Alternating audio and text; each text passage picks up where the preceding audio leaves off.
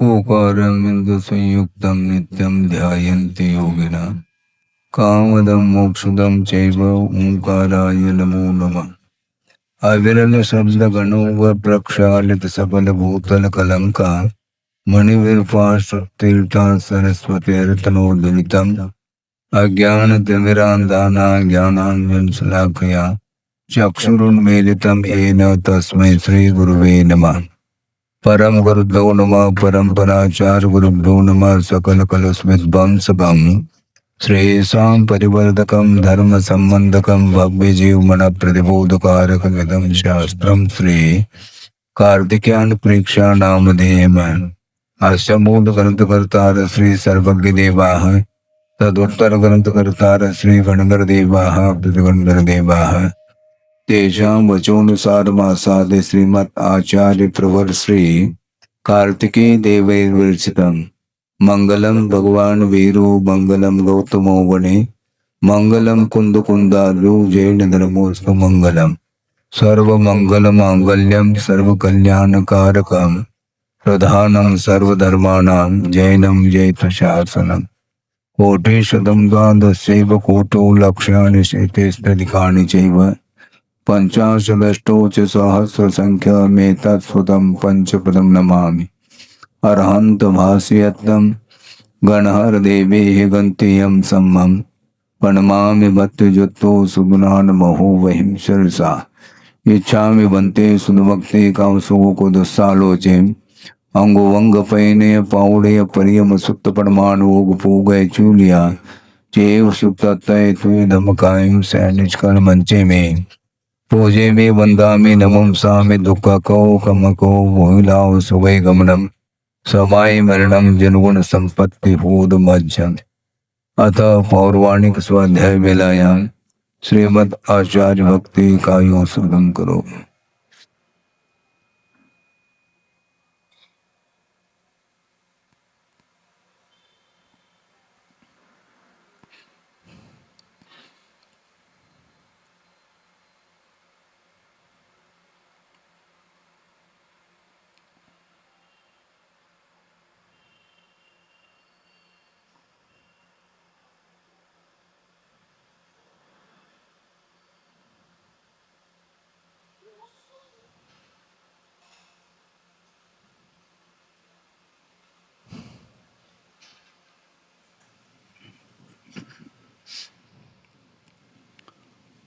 श्रुत जल दिपारगेभ्य स्वपरमत विभावना पटुमतेभ्य सुचरित तपूर्ण देभ्यो नमो गुरुभ्यो गुण गुरुभ्य छत्तीस गुण समग्रे पंचम्याचार कर्ण संदर्शे शेषानुग कुशले धम्माय सदा वंदे गुरुभक्त संजमेनय तरंत संसार सायरं घोरम चुन्नन्ति अट्टकं मम जन्मन मरणं न पावेन्ति ये नित्यमृतमंत्रो निरता ध्यानाग्निहोत्रा पुनः षट्कर्मा विरता तपोधनदना साधु प्रिया साधव शीलप्रावरणा गुण प्रहरणा चंद्रार्गतेजोदिका मोक्षद्वारक पाठ पाठ नपटा प्रीणन्तु मां साधव गुरुव पांतमो नित्यं ज्ञान दर्शन नायका चारित्राणव गंभीरा मोक्ष मार्गोपदेशका इच्छा में बनते आयुर्वत्ते कामसो को दुस्सालोचे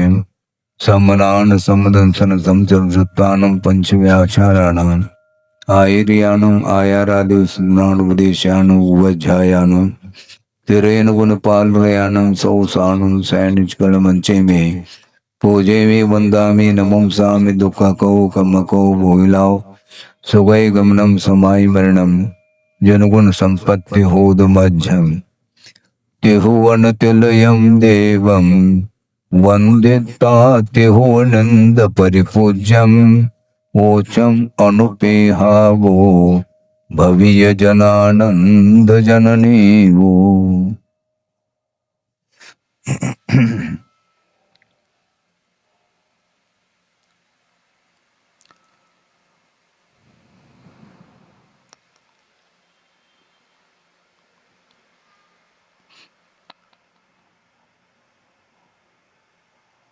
अनित्य भावना को लेकर के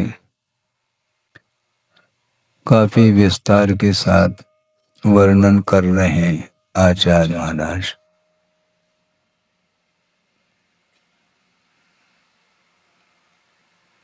वस्तुतः प्रयोजनभूत तत्व को समझने के लिए यदि किसी के पास ज्ञान है तो उतना पर्याप्त हो जाता है। इसलिए कहा जा रहा है कि अन्य सारा जो भी पदार्थ का ज्ञान है वह निष्प्रयोजन है, ऐसा नहीं कहा जा रहा है। उसकी अनिवार्यता नहीं है, ऐसा कहा जा रहा है। शुक्ल ध्यान के लिए द्वादशांग का होना अनिवार्य होता है। और मासामी महाराज ने भी स्पष्ट किया है, शुक्ल ध्यान जो आदि के दो शुक्ल ध्यान होते हैं, प्रथम और द्वितीय शुक्ल ध्यान, उसके लिए तो वो स्पष्ट करते हैं कि शुक्ले चादे पूर्व वेदः, पूर्व वेद वालों को ही आदि के दो शुक्ल ध्यान हो सकते हैं, होते हैं। और ये श्रेणी के प्रवेश करने की अपेक्षा से कहा गया है। श्रेणी के नीचे भी यानी अष्टम गुणस्थान के नीचे भी शुक्ल ध्यान हो सकता है, अपने द्वादशांग का ज्ञान हो सकता है, किंतु श्रेणी पर आरोहण करने के लिए द्वादशांग का होना अनिवार्य बताया है। और आज वर्तमान में कोई शुक्ल ध्यान तो किसी को हो नहीं रहा है। और प्रयोजन भूत तत्व का यदि आप ज्ञान रखते हैं तो उसके माध्यम से आपका मोक्ष मार्ग रुकने वाला नहीं है। सारा जितना भी आपके पास सूक्ष्म ज्ञान है, हमने कई बार ये विषय रखने का प्रयास किया, जिसके पास जितना सूक्ष्म ज्ञान है वह सारा उपयोग में आ रहा है क्या? नहीं आ रहा है। फिर और की क्यों बात करते हैं? सूक्ष्म बढ़ाने की बात करते हैं। हम घटाने की बात नहीं करना चाहते हैं, न बढ़ाने की बात करना चाहते हैं। जितना आपके पास है वह उपयोग में आना चाहिए, ये बात कही जा रही है। इसलिए दिन भर में कई बार हमें याद आ जाते हैं कौन शिवभूति है। बड़ा आश्चर्य सा लगता है कि कितना ज्ञान था उनके पास। कुछ भी नहीं था, बल्कि उनके जो गुरु थे वो परेशान हुए थे, इनको किस ढंग से ज्ञान दिया जाए। योग्यता ही नहीं, इसके बाद भी कल्याण करने की जो लगनशीलता है, समर्पण है, वो अत्यधिक मात्रा में था। इसलिए उनको विश्वास हो गया ये इसी के माध्यम से कल्याण कर लेंगे, इनको ज्यादा पढ़ाने की कोई आवश्यकता ही नहीं है। द्रव्य सुल्त के अपेक्षा से बहुत नगण्य ज्ञान रखते थे। इसी को बोलते हैं एक आचार सूत्र मात्रम, ऐसा भी प्रकरण आता है। और अष्ट प्रवचन मात्रिका के रूप में भी ज्ञान होता है, अर्थात 3 गुप्ती और 5 समिति। ये संबंधी ज्ञान हो गया तो बहुत हो गया है। प्रवचन मात्रिका कह रहे हैं, इनको माँ की संज्ञा दी है। 5 समिति और 3 गुप्ती के माध्यम से श्रवण का पालन पोषण हो जाएगा। ज्यादा पढ़ने की आवश्यकता नहीं हो तो अच्छी बात है, प्रभावना की दृष्टि से ये आवश्यक भी है, किंतु नहीं है तो विकल्प नहीं पालो, ये कहा जा रहा है। प्रयोजन भूत तत्व क्या है? शुद्ध परमात्मा तत्व है, वह प्रयोजन है। उसको लक्ष्य बना लिया, हमें उसे प्राप्त करना है। और उसको प्राप्त करने में जो व्यवधायक तत्व है उससे अपने को दूर रखना है अपने आप से, इतना पर्याप्त है। हे और उपाधि का ज्ञान यदि मान लो आपको हो गया तो फिर ग्रंथ की कोई आवश्यकता नहीं है। हे और उपाधि का ज्ञान हो गया तो हे तो ग्रंथ अर्थात परिग्रह है, ये ग्रंथ नहीं। ग्रंथ का अर्थ परिग्रह होता है, और परिग्रह भीतरी परिग्रह और बाहरी परिग्रह, 10 प्रकार के बाहरी परिग्रह है और 14 प्रकार की भीतरी अंतरंग परिग्रह है।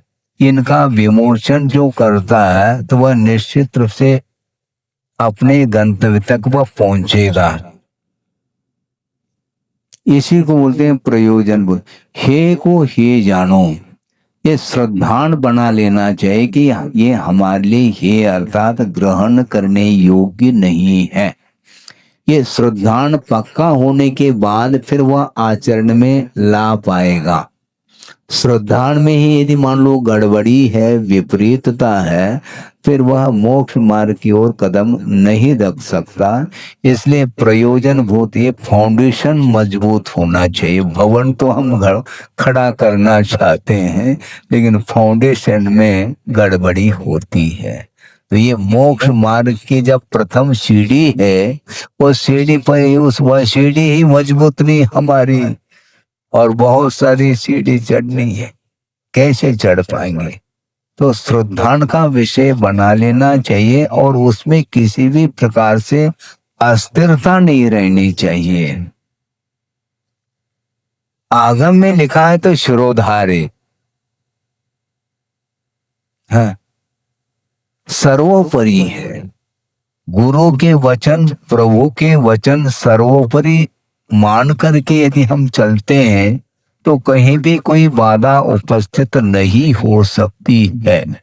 और हम अपने दिमाग यदि चलाना चाहेंगे तो फिर गुरु कहते हैं हमारे दिमाग चलाने की कोई आवश्यकता नहीं आपके लिए, क्योंकि अच्छा आपका दिमाग चल रहा है। वही तो हम भी चाहते हैं,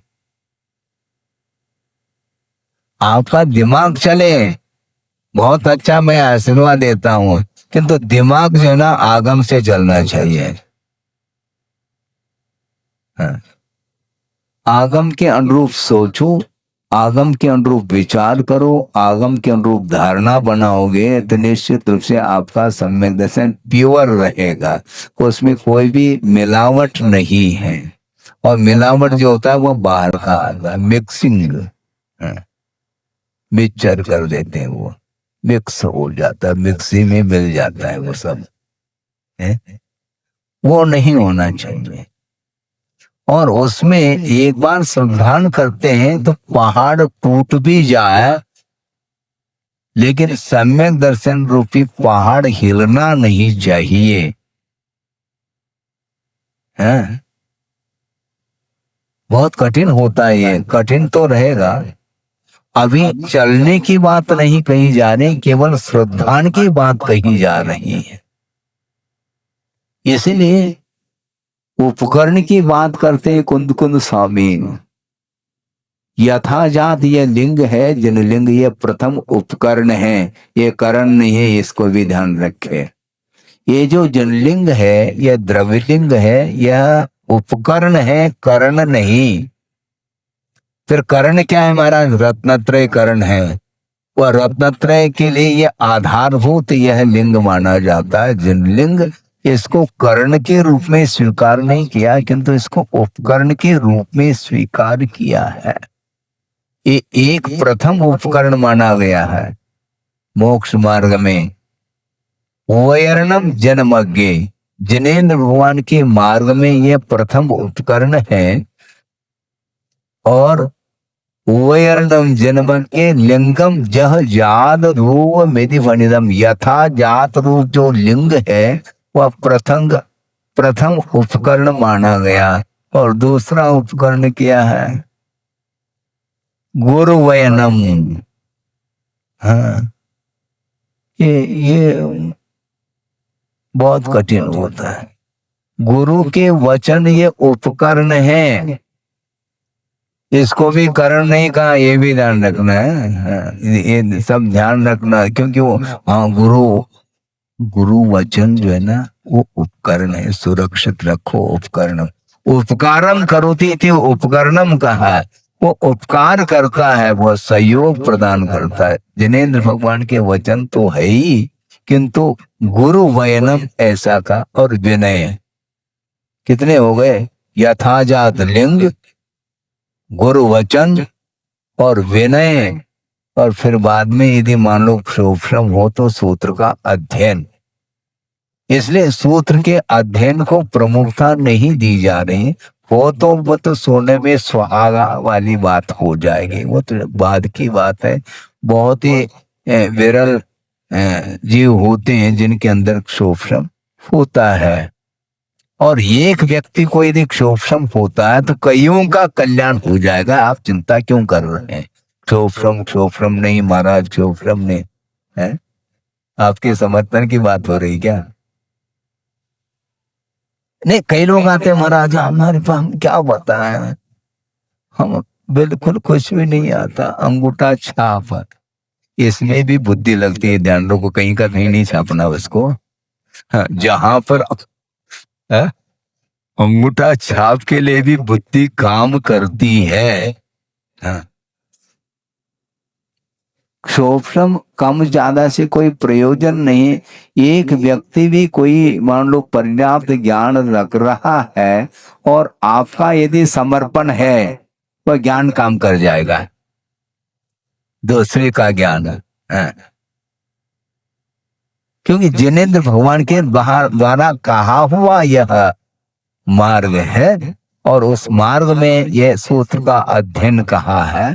तो जो सूत्र के अध्ययन करने में जो निष्णांत होते हैं, जैसे गुरुदेव, पर्याप्त, एक ही पर्याप्त रहे हमारे लिए। 50-55 साल में उन्होंने जो किया है ना, कोई कुछ नहीं, माई खिलाने से कुछ नहीं काम होता है, चलने से काम होता है। वो कम बोलते थे आचार्य महाराज, लेकिन बिल्कुल आगम से एक रत्ती भर भी, बाल मात्र भी कहीं विपरीतता नहीं है। आगम को सुरक्षित रखते हुए चलते थे, इसलिए मार्ग उनके द्वारा प्रशस्त हुआ है। तो इसलिए गुरु वयनम इसको भूलना नहीं चाहिए, और इसको यदि भूलते हैं भयानक स्थिति आ सकती है, जैसे कल की बात थी। रक्षा बंधन पर्व आपने मनाया, 700 मुनियों के ऊपर जो उपसर्ग हुआ है वह किसका परिणाम है? शास्त्रार्थ का परिणाम है, शास्त्राभ्यास का नहीं। मूलाचार आदि पढ़े तो समझ में आ जाएगा कि श्रमण लोग गुरु के आज्ञा के अनुरूप चलते हैं। मान लो कोई कार्य करना होता है तो पहला गुरुदेव के चरणों में जा करके निवेदन करते कि महाराज इस प्रकार के कार्य करने की हमारी भावना है, कोई तप भी करना आदि करना, तो उसके लिए वही एक ही बार में स्वीकृति दे दें, अनुमति दे दें, संभव नहीं है। हाँ। दोबारा बार बार, और मान लो अनुमति दे भी दी है, तब भी प्रारंभ करते समय फिर से एक बार पूछना। हाँ, ये आगम की आज्ञा है। एक बार तो 5-6 बार जाता है, फिर आज्ञा मिले अनिवार्य नहीं। तो 6 बार पूछने के लिए कहा है तो एक ही दिन में 6 बार पूछ लिया, ऐसा नहीं होता। यही तो है, हम केवल शब्द पकड़ते हैं, भाव नहीं पकड़ पाते। 6 बार पूछने का अर्थ बिल्कुल समर्पण भाव के साथ आप रखें अपने भावना को। उसके बाद आज्ञा मिलने के बाद में जब प्रारंभ करना होता है, उस समय पुनः जा करके निवेदन करना चाहिए कि महाराज आपसे ये हमने नियम लिए थे और हम ये प्रारंभ करना चाहते हैं, तो उसमें जो कुछ भी ऐसा क्यों लिखा है, फिर पूछने लगे क्यों, ये क्यों, ये पूछते क्यों आप?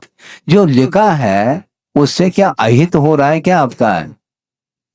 यदमेव, यही तो गुरु वचन है। अभी तो आगम में जो लिखा है उसी को स्वीकार नहीं कर पा रहे, फिर गुरु के वचन कैसे स्वीकार करेंगे आप?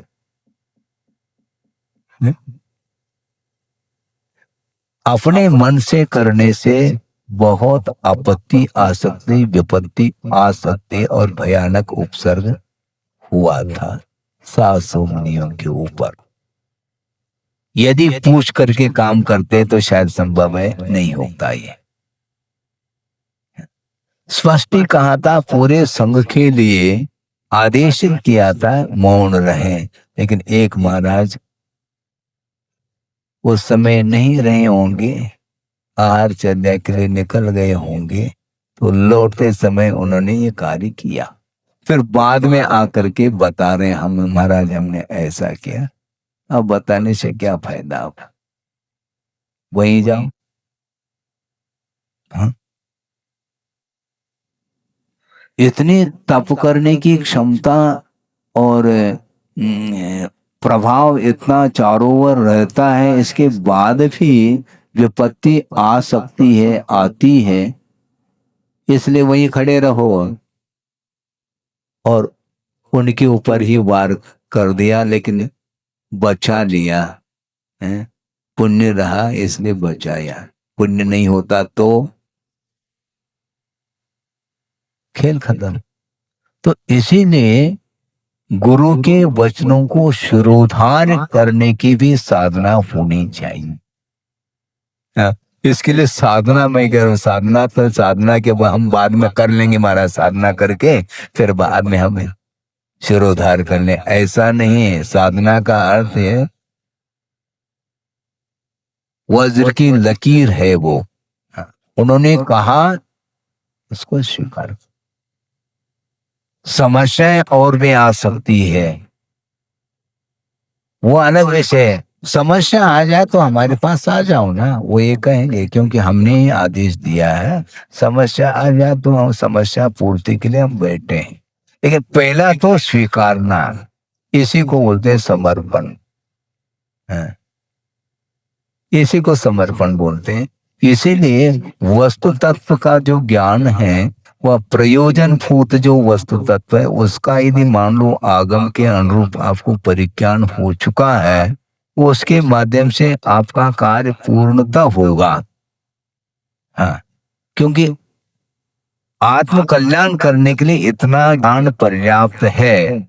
और दूसरे का यदि कल्याण करना चाहते हो तो उसके लिए प्रभावना की दृष्टि से जितना जिसको सक्षम है उसके अनुरूप वो करता चला जाता है। तो इस प्रकार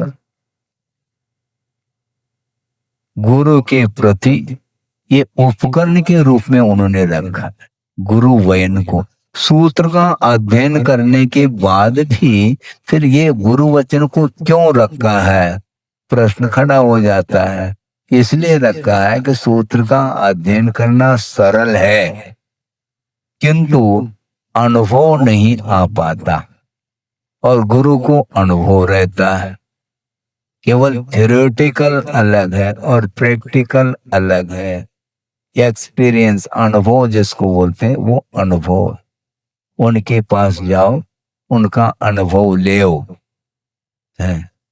डिग्री लेकर के आया है बेटा, लेकिन वो बेटा ही कहलाया, बाप नहीं कहलाता वो। क्या अनेक प्रकार की डिग्री लेकर के आया है ये ठीक है, और पिताजी के पास कोई डिग्री ही नहीं है, लेकिन वह पिता है ये ध्यान रखो। उनको जो अनुभव है उस बेटे को नहीं। बाद में अनुभव आएगा पिता के माध्यम से। इसलिए बहुमान, हमेशा बहुमान आचार एक अंग है। आप लोगों को ज्ञात होगा कि सम्यक दर्शन के जो अंग हैं, 8 अंग, वो तो चलन में हैं, प्रचलित हैं, किंतु सम्यक ज्ञान के भी 8 अंग हुआ करते हैं। उसमें एक बहुमान आचार नाम का अंग आया है। हाँ, शब्दाचार, अर्थाचार, विनयाचार, बहुमानाचार, उपदानाचार, हैं, अनिर्नवाचार, ये सारे के सारे 7-8 अंग माने गए हैं। इसलिए बहुमान रखना चाहिए गुरुओं के वचनों। गुरु की आज्ञा से भी कोई बड़ी वस्तु है क्या? फिर उल्लंघन क्यों करते हो? है? गुरु की आज्ञा का और प्रभु की आज्ञा का उल्लंघन करने का यदि भाव आया है तो उसके दृष्टि में आज्ञा से भी बहुत बड़ी वस्तु कोई होगी जिसके कारण वह उल्लंघन कर रहा है। कोई बड़ी वस्तु है नहीं, लेकिन वो मोह के कारण ऐसा हो रहा है। मोह आ गया तो बस अंधेरा छा गया। न प्रभु दिखते हैं न गुरु दिखते हैं, कोई दिखते नहीं उसके लिए। बस अपनी इच्छित वस्तु ही सामने खड़ी हो जाती है। श्रद्धान नहीं, बोलते तो हम सब, लेकिन इच्छा को रोक नहीं पाते। ऐसे मंगलाचरण करते हैं प्रतिदिन। कार्तिकायन प्रेक्षा की बात नहीं कर रहा हूं। ओकारम बिंदु संयुक्तम नित्यम ध्यायन्ति के योगिना। ओ कथम भूतम ओकारम बिंदु संयुक्तम कामदम मोक्षदम चैव। काम अर्थात इच्छित वस्तु को वो देने वाला है, वो ओंकार। और मोक्षदम चैव, मोक्ष को भी दिलाने वाला वो ओंकार है। ओंकाराय नमो नमः। अब इसके बाद भी और कौन सी इच्छा सता रही तुम्हें? उस ओंकार के भीतर इच्छित वस्तु को भी देने की क्षमता है और मोक्ष तक देने की क्षमता है, और फिर भी हाथ फैला रहे हैं हम दुनिया के सामने। इसलिए आचार्य कहते हैं प्रयोग नहीं है तुम्हारा, प्रयोग करो। नित्यम ध्यायन्ति योगिना। ओंकार, ओम में क्या छिपा है मालूम है? ओम में क्या गर्भित है? पांचों परमेष्टि गर्भित है उसमें। क्या कहा? ओम, ओम में पांचों परमेष्टि गर्भित है। कैसे गर्भित है महाराज? बता रहे हैं हम। अरहंत परमेष्टि है, उसका प्राथमिक आदिम अक्षर क्या है? नहीं, यानी ह्रस्व आकार, आकार नहीं, आकार प्रकार नहीं। अरहंत परमेष्टि का आदिम अक्षर अ, और सिद्ध परमेष्टि का सी नहीं लेना। सिद्ध परमेष्टि को अकाय बोला है, यानी शरीर से जो रहित होते हैं वे अकाय अर्थात सिद्ध परमेष्टि। तो अकाय का आदिम अक्षर अ प्लस अ इक्वल टू समाने सवर्णे दीर्घी भवति परस्य लोपम आ। अब आ बोलो, पहले आ नहीं था वो। अ प्लस अ इक्वल टू आ के बाद आचार्य का आ प्लस आ इक्वल टू आ, क्योंकि पहले से जीव है। पूर्व दीर्घ स्वरम दृष्टा परलोपो विधीयते। बस आ प्लस आ इक्वल टू आ।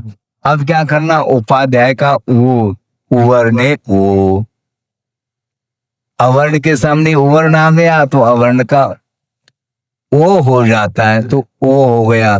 और मुनि का म, तो वो अनुस्वार के रूप में ऊपर चला जाता है। इस प्रकार ओम की सिद्धि होती है?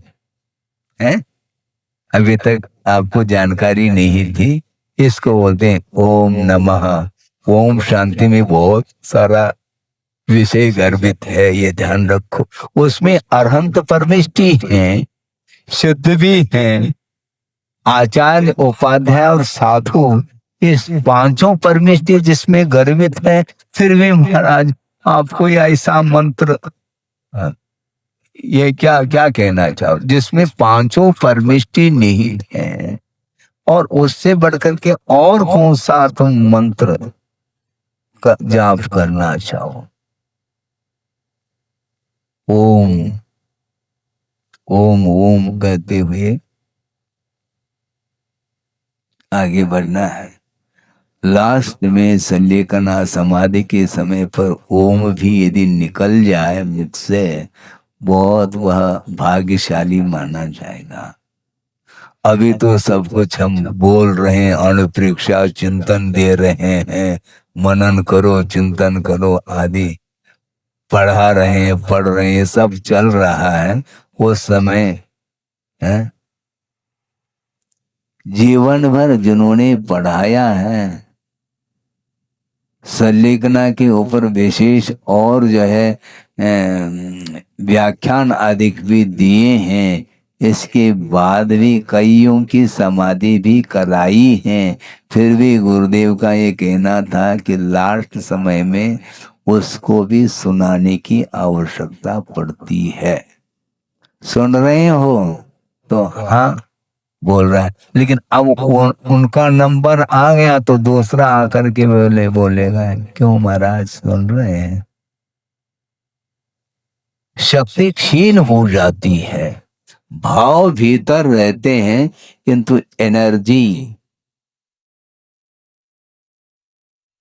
मनोबल भी क्षीण हो जाता है, वचन बल भी क्षीण होता है, काय बल भी क्षीण होता है, तो उस समय वह ज्ञान काम में नहीं आता। इसलिए ओम बोल दो तो उसमें द्वादशांग भी गर्भित है, क्योंकि अरंग परमिष्टि गर्भित है, उसमें आचार भी हैं, तो द्वादशांग के पार्टी होते हैं, श्रुत केवली भी उसमें आ जाएंगे, गणधर परमिष्टि भी आ जाएंगे। तो ओम में द्वादशांग पूरा पूरा ज्ञान है। आप द्वादशांग की पार्टी हैं, कथनचित कहने में कोई बाधा नहीं, क्योंकि ओम का आपको ज्ञान हो गया और ओम में सब समाहित। इसलिए कभी भी आगम के क्षेत्र में तर्क नहीं करना चाहिए, जो लिखा है उसको शिरोधार्य करना, यही आज्ञा विजय धर्म ज्ञान माना जाता है, यही गुरु वचन माना जाता है। तो इसलिए बार बार चिंतन करने का अर्थ ये है, बार बार चिंतन करने के उपरांत भी अतीत के कुछ ऐसे मोहजन्य संस्कार बने रहते हैं जिसके कारण बार बार चिंतन करने की आवश्यकता पड़ती है और करना चाहिए, उत्साह के साथ करना चाहिए। बहुत जल्दी शक्ति क्षीण होती है तो उत्साह में कमी आती है। हम लाना नहीं चाहते हैं, लेकिन वह शक्ति ही नहीं है तो करेगा क्या वो? वो क्या कर सकता है? इसलिए ये प्राण माने जाते हैं, प्राणों की रक्षा करो। दूसरे के प्राणों की रक्षा करने का नाम ही अहिंसा है, ऐसा नहीं। अपने जो प्राण हैं उनकी भी रक्षा करने के लिए बात कही जा रही है। और प्राणों की रक्षा जो होती है, जो जितना राग द्वेष को कम करेगा, क्या जो जितना राग द्वेष को कम करेगा वो उतना ही निर्विकल्प रहेगा, और निर्विकल्प रहेगा तो उसकी एनर्जी बनी रहेगी। जल्दी खर्च नहीं करना, थोड़ा थोड़ा करो खर्च, क्योंकि वह सुरक्षित रहना चाहिए। सब कुछ खर्च कर लिया और कुछ बचा ही नहीं, अब क्या करेंगे फिर? जैसे दीपक में आपने घी डाला है और दीपक जलता चला जा रहा है और धीरे धीरे धीरे घी समाप्ति की ओर है, तो फिर एक चम्मच डाल दिया। तो इस प्रकार आयु को डाला जा सकता है? क्यों डाल सकते हैं? नहीं, दूसरे का हमारी आयु लग जाए, ये केवल भक्ति है, ध्यान रखो, सिद्धांत नहीं है।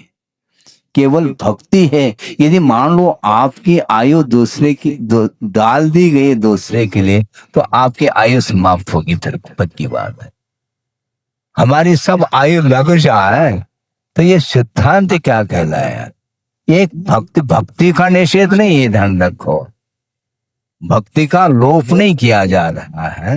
हाँ, ऐसा लोप कर नहीं सकते हैं, परस्य लोप हम ऐसा नहीं कर सकते हम। लोप नहीं करना, किंतु वह सिद्धांत नहीं है, इसको भी समझने का प्रयास करना। इसलिए आयु कर्म की उदीर्णा से अपने को बचना चाहिए। इसलिए कहा जा रहा है क्योंकि जिसके अंदर एक क्षमता है वो स्वयं ही जहां पर वन्य पशु है वहां पर जाकर के साधना कर रहा है, तो वहां पर उपसर्ग हो जाए तो महाराज सब गड़बड़ हो जाएगा। हमारे लिए गड़बड़ होगा, उनको कुछ नहीं होगा। उनका गड़बड़ कुछ होना ही नहीं, इसलिए तो चले जाते हैं। पांचों पांडव पहुंच गए हैं। और आयु कर्म की उदीर्णा होने के बाद भी उन्हें केवल ज्ञान हो गया। केवल ज्ञान भर प्राप्त करना है, शरीर से क्या लेना देना। और अपने लिए ऐसा संभव नहीं है, इसलिए बैठो शांति से। कहां पर?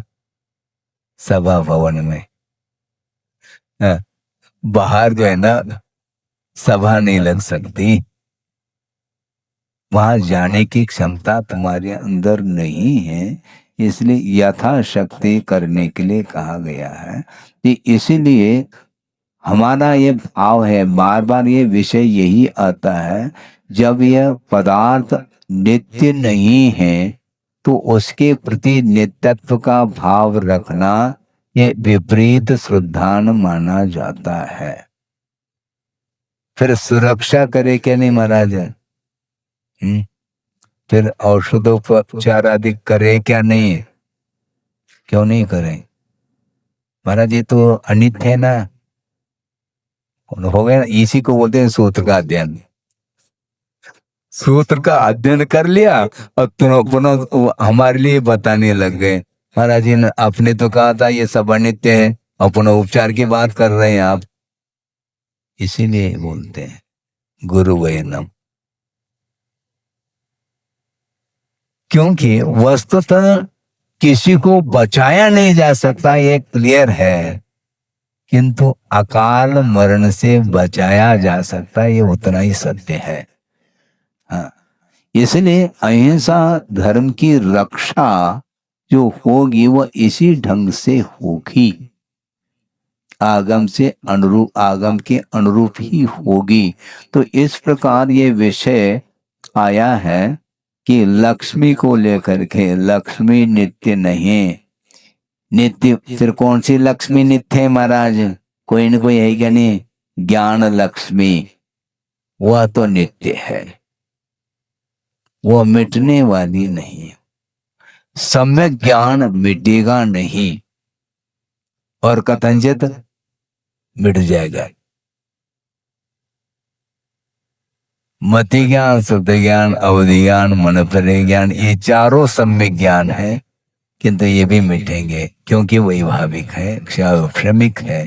क्षायिक ज्ञान नहीं मिटता है, इसलिए क्षायिक ज्ञान की प्राप्ति, वही वस्तुतः ज्ञान लक्ष्मी है। वह लक्ष्मी कभी भी दूर नहीं हो सकती है।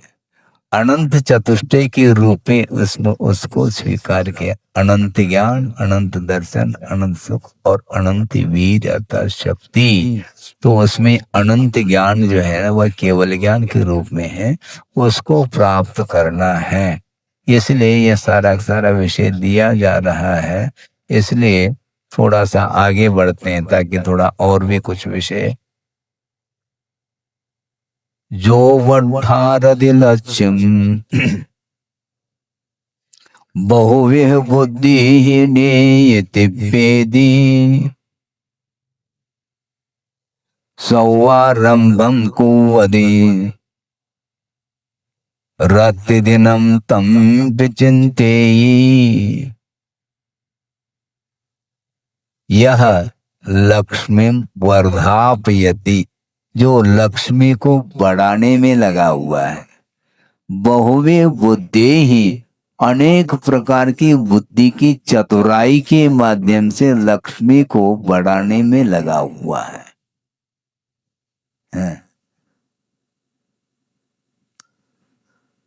नीति, इसके उपरांत भी वह उस लक्ष्मी के माध्यम से तृप्ति का अनुभव नहीं कर रहा है। सवारंभम कुवदी, अनेक प्रकार के जितने भी आरंभ हैं, असी मसी कृषि वाणिज्य शिल्प और विद्या, इन सभी का ये सारे सारे आरंभ माने जाते हैं। अनेक प्रकार के आरंभ को करने में लगा हुआ है। और रतिन दिनम तम पे चिंते ही, और उस रात दिन उस लक्ष्मी के बारे में वो चिंता करता है। सरस्वती की फिक्र नहीं उसको है।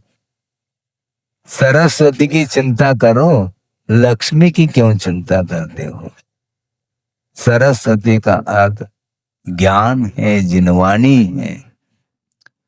उसके विषय में आप बार बार सोचो तो लक्ष्मी की क्या हालत है समझ में आ जाएगा।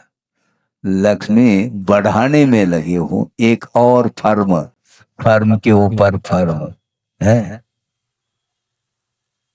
बेटे के नाम से अलग है, नाती के नाम से अलग है, और के नाम से अलग है। जितने भी मेंबर उन सबके नाम से एक एक एक एक फर्म खोलते चला जाए। इसके बाद में फर्म क्या करेगा वो?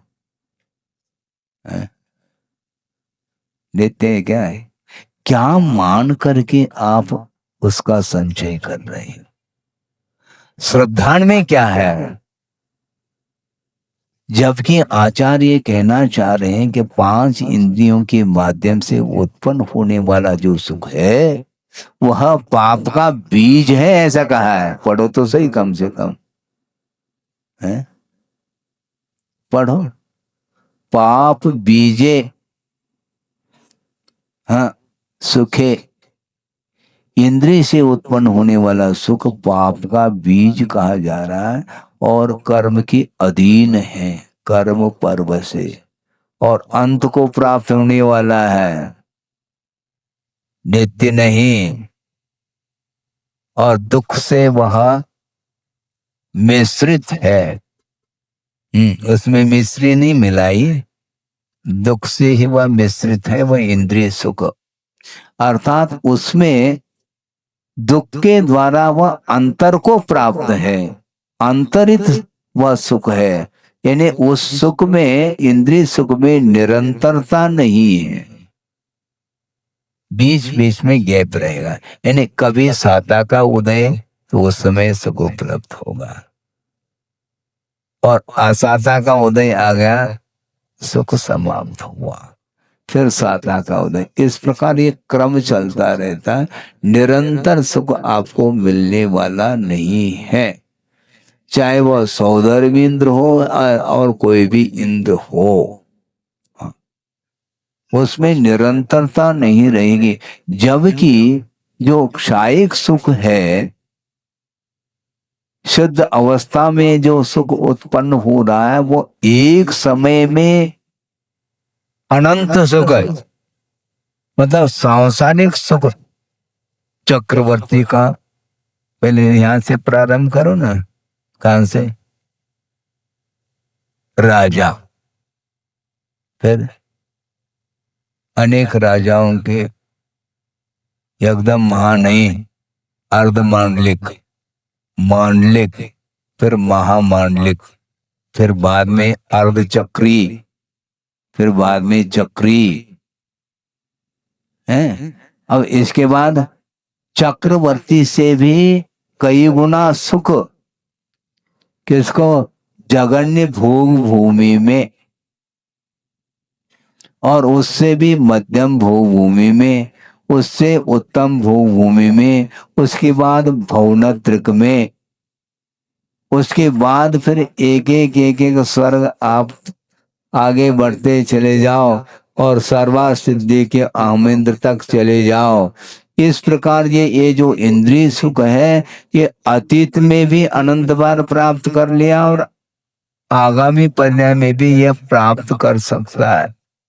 इन सबको एकत्रित कर लो और ये जीवन भर ये सुख नहीं मिलेगा, और इससे भी अनंत गुना सुख एक समय में इंद्रियातीत सुख माना जाता है, जो कि शुद्ध परमेष्टि को उपलब्ध होता है।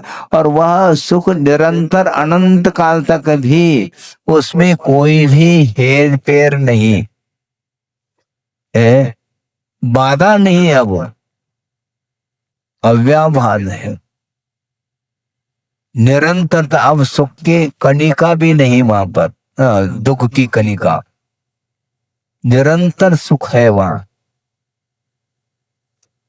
ये भी नहीं कि वो सुख बढ़ रहा हो। प्रथम समय में जो सुख है वही अनंतर समय में भी सुख मिलेगा। परिवर्तन यदि आप कहेंगे तो मात्र काल परिवर्तन हुआ है, एक समय से अनंतर समय में पुनः वही सुख मिल रहा है। वह सुख की धारा टूटती नहीं, और लिंक बना रहता है। एक एक एक एक बूंद आप पिएंगे, प्यास बुझेगी। आप सुन रहे कि नहीं? एक एक ड्रॉप, जैसे ड्रिप लगा चढ़ाते हैं, क्यों डॉक्टर साहब? हाँ, एक एक एक एक ड्रॉप जो है ना, वह जा रहा है उसमें। इसी प्रकार एक एक एक एक ड्रॉप हम दे रहे हैं पानी पीने के लिए, प्यास बुझेगी नहीं। इसीलिए अनंत सुख एक समय में, पूरा जग लगा दो आप, हाँ? प्यास बुझती नहीं जल्दी, है? इसलिए जग से पी ले।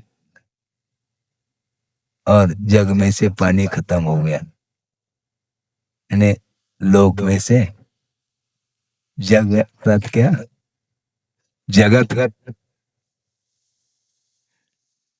बहुत कठिन है ये। मतलब ये सबके साथ तुलना करने के बाद वह अतुलनीय सुख माना जाता है, यही क्षायिक सुख माना जाता है। उसमें वो अभाव को प्राप्त नहीं होगा, वह नित्य माना जाता है। वह शादी अनंत काल तक वह सुख हमेशा बना रहेगा, कोई भी उन्हें आकुलता नहीं होगी कि ये मिट जाए, मिटता ही नहीं वो। उस सुख को छोड़ करके और लक्ष्मी के पीछे लग गया है, और निरंतर वह बढ़ा रहा है और बुद्धि लगा रहा है।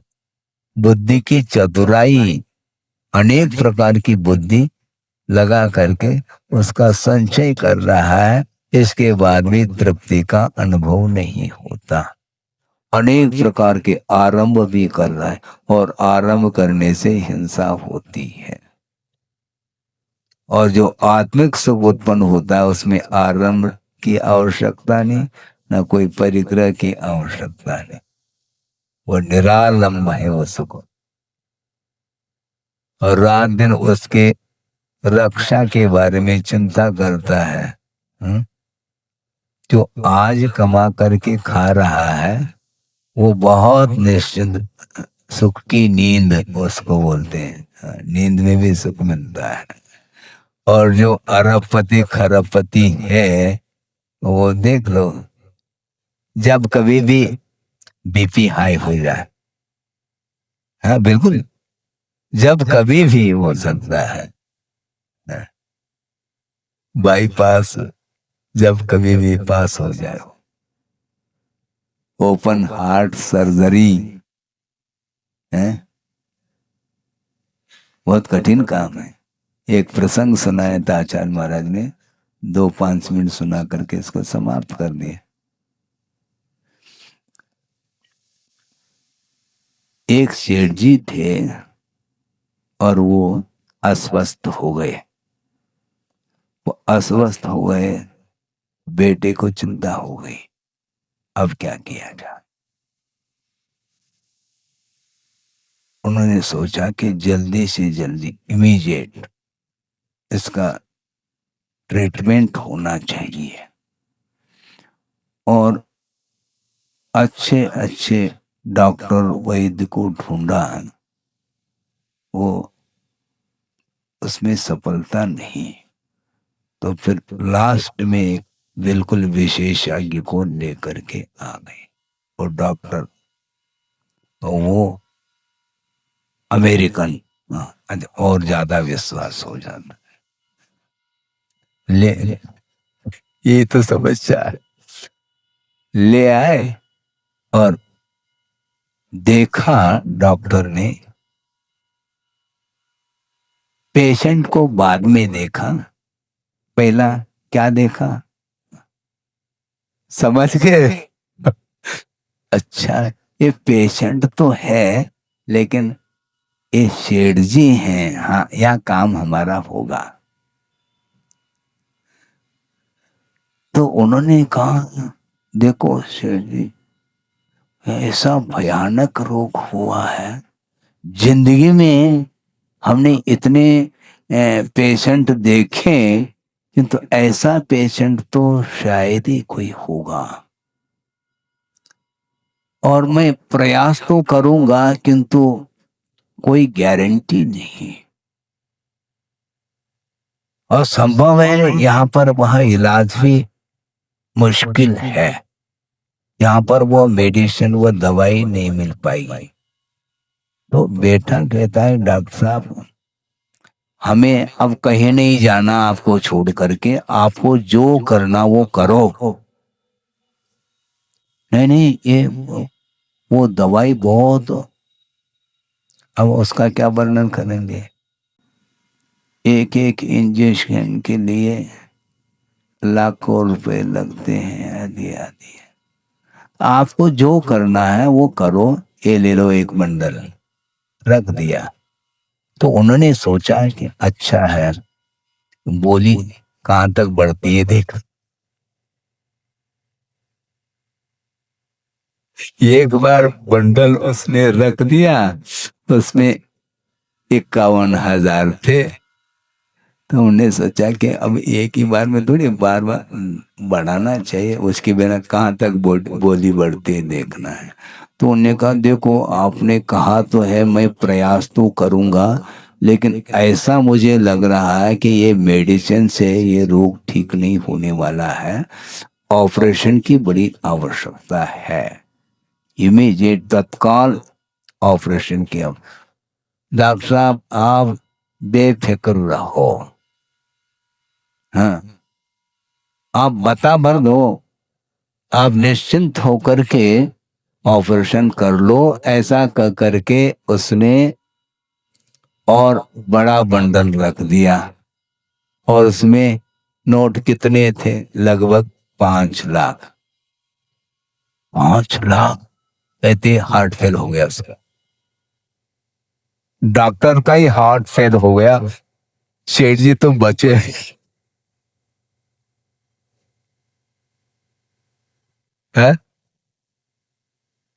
सेठ जी तो अभी बचे हैं, बेटा भी बचा हुआ है, और बेटे का एक पाई भी इधर का उधर नहीं हुआ, और बस डॉक्टर ही चले गए। ये किसके कारण? लोभ, इसको बोलते हैं मोह। मोह के कारण इस प्रकार घटनाएं घट रही।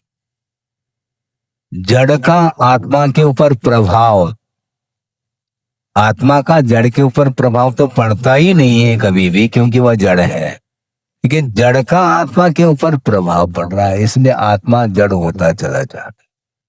इसलिए लक्ष्मी के पीछे नहीं लगना चाहिए, लक्ष्मी आवश्यक है तो उतना ही, ज्यादा नहीं। लक्ष्मी की पूजा मत करो, सरस्वती की पूजा करो।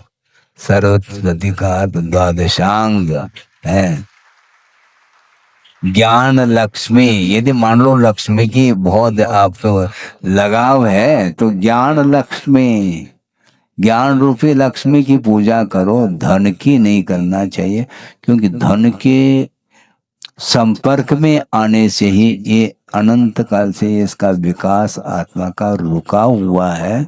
इसलिए अनित्य पदार्थ के प्रति बार बार प्रयास करना ये ठीक नहीं। इस प्रयास करने से सफलता कभी भी नहीं मिलने वाली है। इसलिए जो हमारे लिए प्रयोजन भूत तत्व का ज्ञान हो गया तो हमें केवल ज्ञान उत्पन्न होगा, क्योंकि इस प्रकार के अनंत जीव हुए हैं शिवभूति जैसे। हाँ, हम शिवभूति भी बने रहें हमें संतुष्टि है, क्योंकि मिटना तो है। कल परसों भी कहा था चारों ज्ञान मिटेंगे, ये चौवन्नी के समान है, उसमें क्या रहता है। केवल ज्ञान है, उसको लेना है हमें, लेकिन ऐसा नहीं मिलेगा केवल ज्ञान, ध्यान रखो। किसी का सहारा नहीं लेना हमें, केवल आत्मा का सहारा लेना है। और आत्मा का सहारा लेने के लिए पंच परमेष्टि का सहारा लेना है। इसके अलावा और किसी का हमें आलम्बन लेना ही नहीं है, क्योंकि पर पदार्थों का आलम्बन लेने से ही दुख का अनुभव होता है, कर्म का आश्रय होता है। और आश्रवित जो कर्म है उसका क्षय करना चाहो पंच परमेष्टि के शरण में चले जाओ, अन्यत्र हमें कोई भी आवश्यकता ही नहीं है। हाँ, जहाँ पर एंट्री मिली है तो उसको छोड़ करके इधर उधर क्यों जाते हो? इधर उधर जाना नहीं चाहिए, इसलिए तो महाराज आपके पास ही रहते हैं। ऐसा कोई कहने लग जाए हैं? आपके पास रहते हैं, पास रहने से क्या होगा? हैं? टाइम पास करना है क्या? पास रहो लेकिन टाइम पास नहीं करना, ये ध्यान रखो। पास में रहते हुए अपने आप में रहो तो दूर भी रहोगे तो पास रहोगे। होगे 1 घंटे तक वाचना हो गई, उसमें ताली नहीं बजे, अब इसमें ताली बज गई।